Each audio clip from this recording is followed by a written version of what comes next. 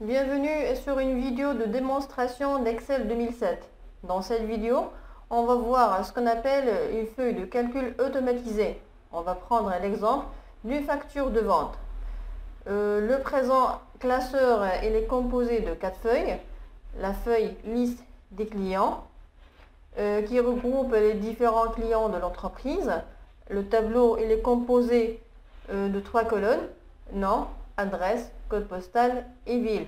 La feuille remise, elle regroupe les différentes catégories de clients et le taux de remise associé à chaque catégorie.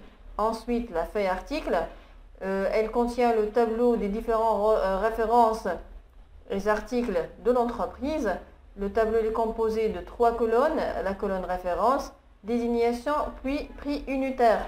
Et ensuite, la fameuse feuille facture dans laquelle on a dessiné le modèle de la facture de vente. C'est une facture automatique qui permet de calculer les différents totaux de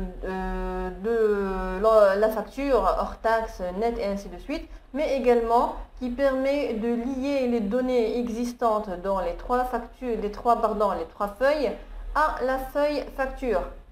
Donc, essayons de voir comment cette facture fonctionne. Au début, on a une liste déroulante qui contient les différents clients.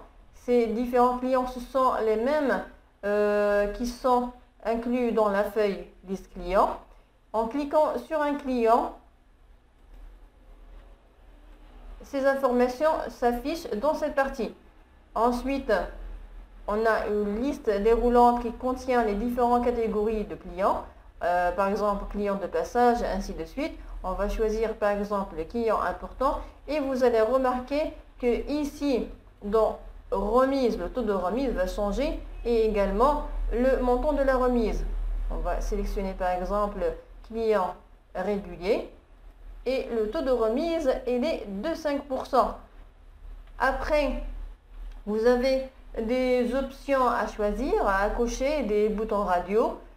Par exemple, dans le cas où vous vendez un service de formation en bureautique, il y a une documentation écrite ou un support électronique à livrer à titre gratuit.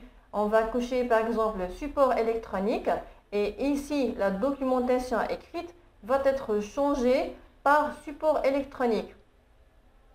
Voilà, support électronique. Ici, pour la liste des articles de la facture, ici on a une liste des articles, c'est la même liste qui appartient à la feuille article.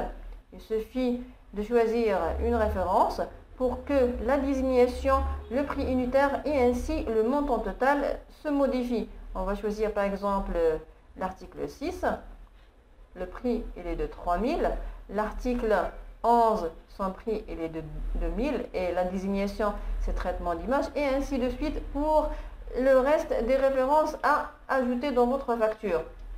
Après, bien sûr, vous avez le total hors taxe, le taux de remise qui s'ajuste en fonction de la nature de la catégorie de clients, le total net, puis la main-d'œuvre. Supposons que vous avez une main-d'œuvre et une frais de main-d'œuvre inclus dans votre facture, il suffit de cocher facturer des frais de main-d'œuvre pour que son montant s'ajoute à la facture.